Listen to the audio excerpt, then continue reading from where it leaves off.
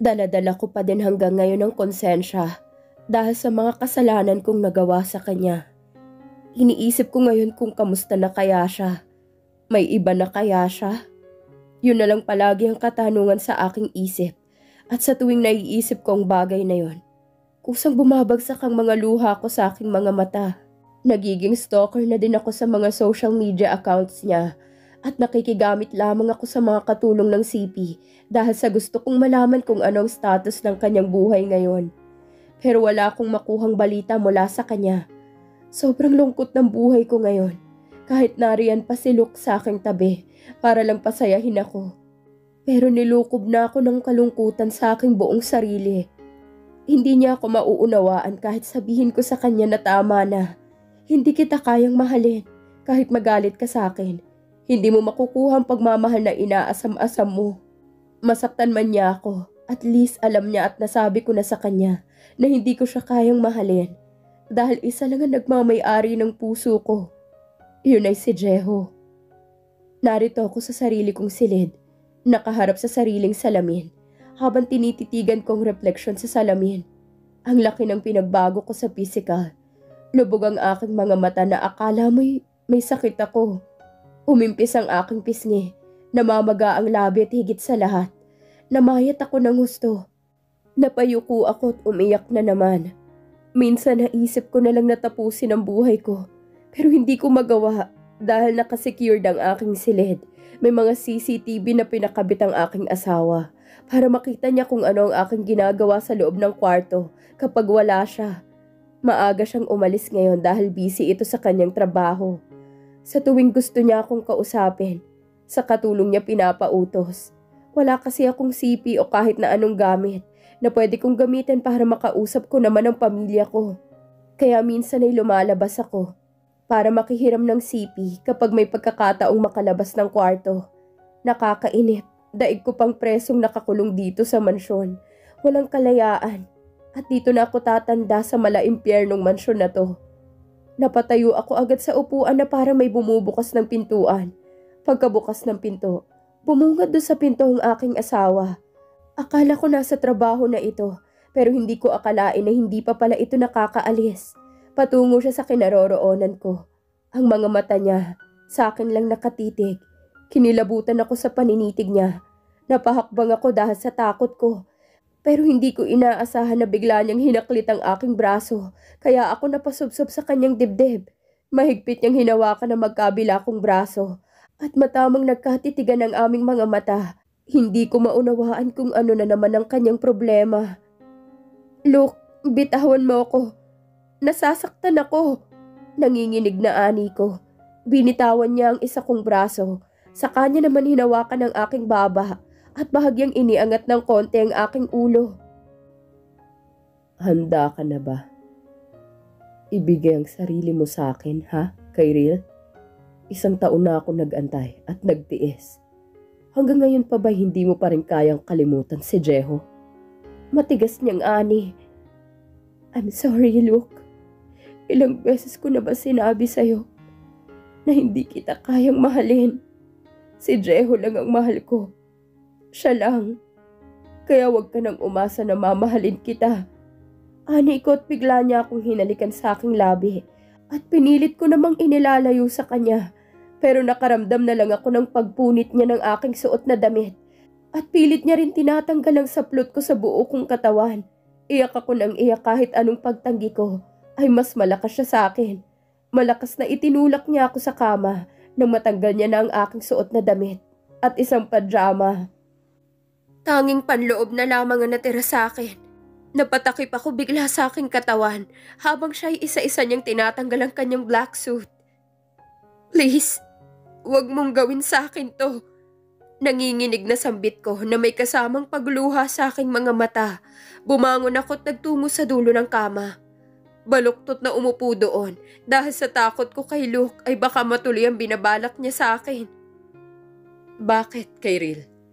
Natatakot ka ba sa asawa mo? Asawa mo ako, hindi ba? Kaya may karapatan pa din ako sa'yo. Ani nito, bahagya siyang lumapit sa akin at hinila ang isang paa patungo sa gitna ng kama. Iyak ako ng iyak dahil hindi ko kayang ibigay ang sarili ko sa kanya. Hanggang sa madama ko na lang ang kanyang labi sa aking labi. Pero wala siyang makuhang tugon mula sa paghalik niya sa akin. Hanggang sa pumaibaba na ang kanyang labi sa aking leeg. Doon ko na ilabas ang pangalan ni Jeho.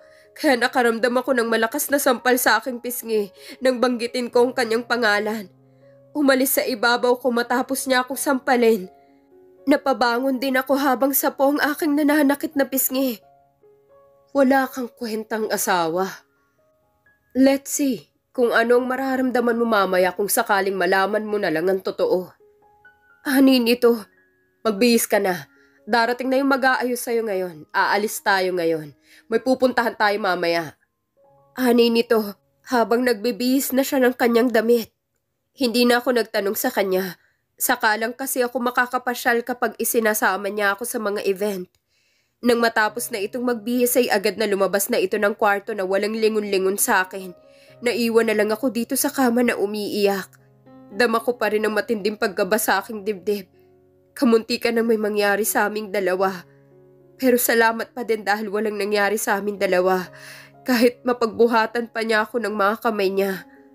Bigla na lang sumagi sa isip ko yung tungkol sa sinabi niya kanina. Hindi ko maunawaan ang kanyang sinabi. Gusto ko sanang itanong yun pero bigla akong nakaramdam ng kakaibang kaba sa aking puso. Bahagya akong napatayo at bumaba ng kama. Pinulot ko ang mga damit na ang iba'y punit na dahil sa marahas na ginawa sa akin ni Luke. Sobra akong natakot sa kanya dahil sa hindi ko maibigay ang sarili ko na noon niya pa inaasam-asam. Kahit asawa pa niya ako, ay hindi ko ibibigay ang kanyang nais. Pagkatapos kong magbihis, inayos ko ng aking sarili. Nakaharap ako sa salamin at nakita ko sa refleksyon ng aking sarili. Naroon pa din ang bakat niyang kamay sa aking pisngi nang sampalin niya ako kanina. Napaiyak ako dahil sinasaktan niya ako pisikal. Maya-maya ay may kumatok. Bumukas yun at pumasok ang isang babae at isang bakla. Sila na sigurong mag-aayos sa akin dahil may dala pa silang isang gown na susuotin ko para mamaya. Agad na nila akong inayusan. Tahimik lamang ako dahil ayokong makipagtsikahan. Tipid na ngiti lang ang bawat tugon ko sa kanila. Naiintindihan naman nila ako. Subalit napansin na lang nila na may mga pasa ako. Kaya dapat natakpan lang yun ang make-up. Ilang oras pang lumipas, natapos na din nila akong ayusan. Naisuot ko na din ang gown na sumakto naman sa akin. Gandang-ganda sila sa ayos ko. Pero ako'y walang pake. Wala nang pakeme-keme. Smile ka naman, Kyril. Ani ng bakla. Kahit ngumiti ako, hindi pa rin maitatagong lungkot na nadarama ko ngayon.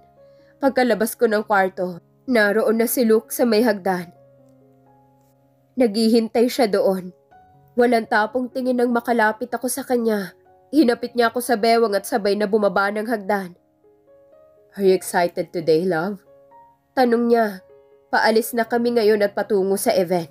Hindi ko alam kung anong event ang pagdadaluhan namin ngayon. Tipid akong ngumiti sa kanya. Excited? Para saan? Takang tanong ko. Later, malalaman mo. At tsak na masusurpresa ka. Ani nito. Ganun ba? Okay. Tipid na sagot ko. Tahimik ang namayani sa aming dalawa hanggang sa lumipas ang mahigit na 1 oras na biyahe ay narating namin ang isang hotel na dito idadaos ang isang event na hindi ko pa nalalaman kung anong meron dito. Inalalayan ako ni Luke hanggang sa makapasok sa loob ng lobby at tinunto ng malawak na area kung saan naroon ng mga tao. Hindi pa naman nag-uumpisa ang event at tila napaaga ata kami ng dating. Palaisipan pa din sa akin ngayon kung anong meron ngayon. Hawak pa din ni Luke ang aking bewang hanggang sa matunto ng upuan na para sa aming dalawa. Pero may 2 pares na magkasintahan na nakatalikod mula sa amin ni Luke nang narating na namin ito. Todo kong makakapit ang lalaking nakahawak sa bewang ng babae na parang gusto niyang ipagdamot sa lahat ang babaeng kasama niya.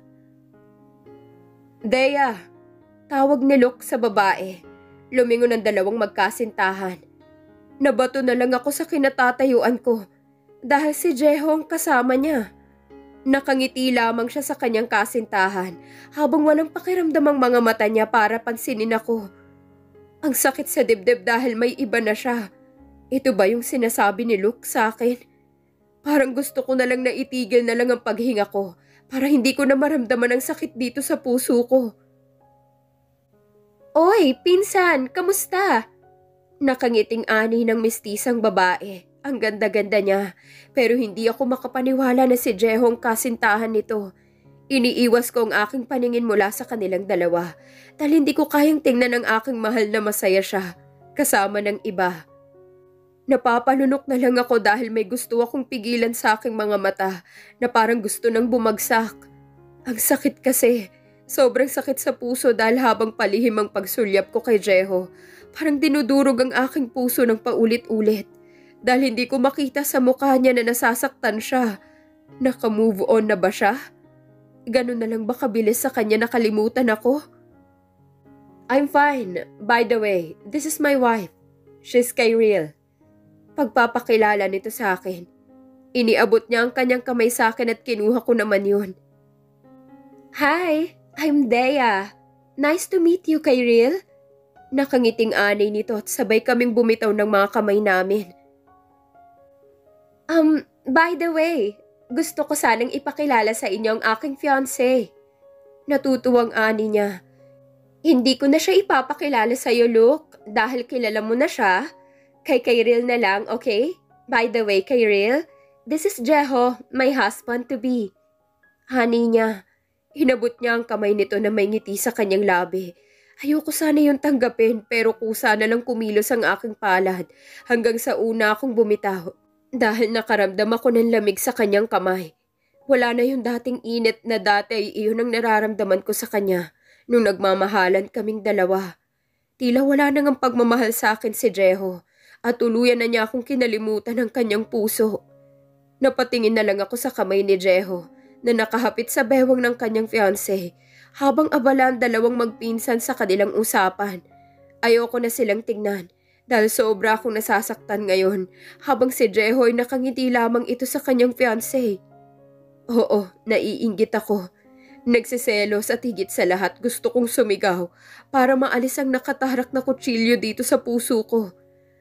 Habang abala ang pag-uusap ng dalawang magpinsan, tahimik na umalis ako na hindi namamalayan ni Luke. Wala ako sa aking sarili habang patuloy lang ako sa paghakbang. Hindi ko na alam kung saan ako dadalhin ang aking mga paa.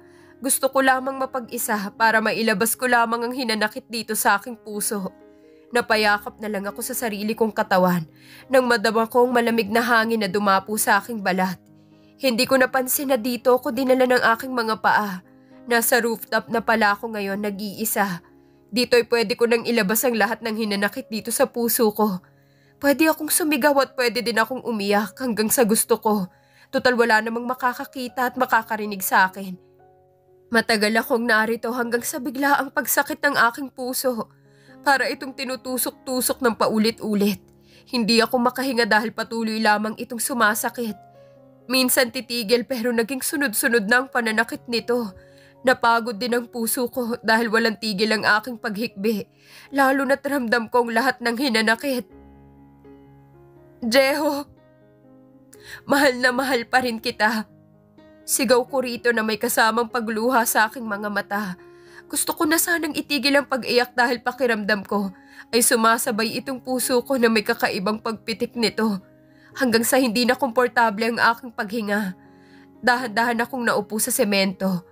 Habang ang aking palad ay nasa tapat na ng aking dibdib, kung saan naroon ang puso ko at kusang bumitaw na lang ang aking kamay, sanhi upang ako'y makatulog. St. Luke Hospital. Nagising na lang ako na hindi pamilyar sa akin ang lugar nang maimulat ko na ang aking mga mata. Parang pakiramdam ko'y napakabigat ng aking katawan na parang may nakadagan sa akin. Iginala ko ang aking paningin sa buong paligid. Napapalibutan ako ng purong puting nakikita ko. Mismong suot ko at ang higaan ko'y halos magkakulay lamang. Tinanggal kong isang oxygen hose na nakatarak sa aking ilong. Hindi ko kailangan yun dahil maayos na ang aking paghinga. Ibig sabihin ay naubusan ako ng hangin dahil sa sobrang pag-iyak ko kagabi. Namulatan ko din na may dalawang bulto ng tao na narito. Tulog pa ata ang mga ito nang makita ko si Papa at si Luke. Tumulo ang luha ko sa aking mga mata dahil ang taong inaasahan kong makita ay wala dito. Wala na talaga siyang pakialam sa akin. Kahit pa siguro mamatay ako ay hindi na siya maaawang sulyapan man lang ako. Bigla na namang sumakit itong puso ko. Sa tuwing mapapagod ako sa pag-iyak, ay ganito na lamang ang aking nararamdaman. Kyril, iha, nag-aalalang pagtawag sa akin ni Papa, kasabay ng paggising ni Luke. Nagising ko ata ang mga ito, dala ng aking paghikbi. Tumayo siya at nilapitan niya ako, subalit si Luke. Napakasama ng kanyang pagtitig sa akin. Naupo si Papa sa gilid ng kama at marahang niyakap ako. Ano bang nangyayari sa'yo, anak? At bigla kang nagkakaganyan.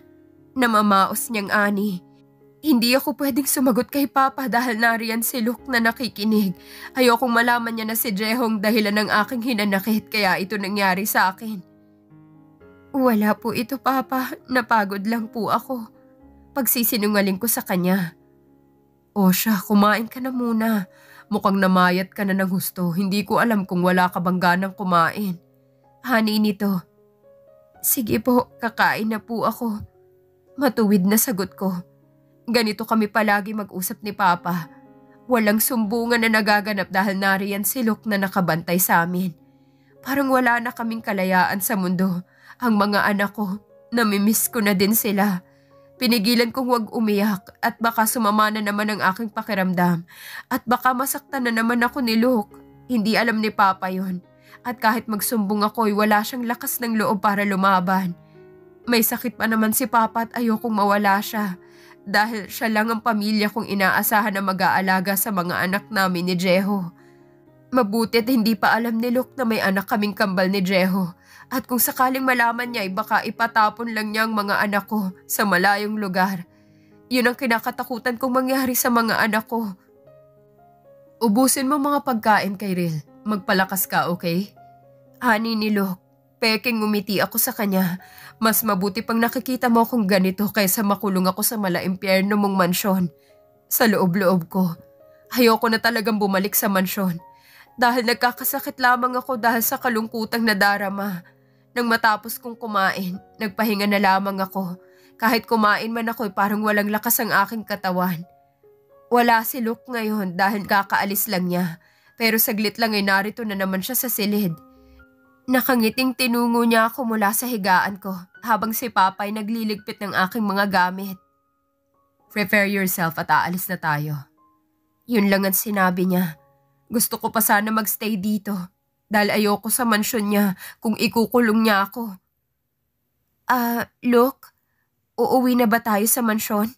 Otomatikong ani ko habang abala siya sa pagpipindot sa kanyang sipi. Matamang tumingin ito sa akin. No, ipapasyal kita. At doon ka na lang muna magpahinga habang busy ako sa trabaho. Kasama mo naman si Dea, kaya hindi ka na maboboring mag-isa. Ani nito, parang ayoko. Piling ko mas lalo lang ako magkakasakit kapag kasama siya.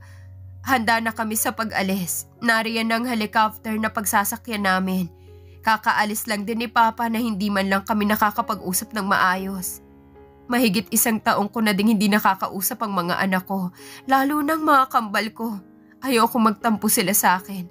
Kahit makausap ko man lang sila through video call, ay hindi ko man lang sila makausap para kamustahin ang mga anak ko.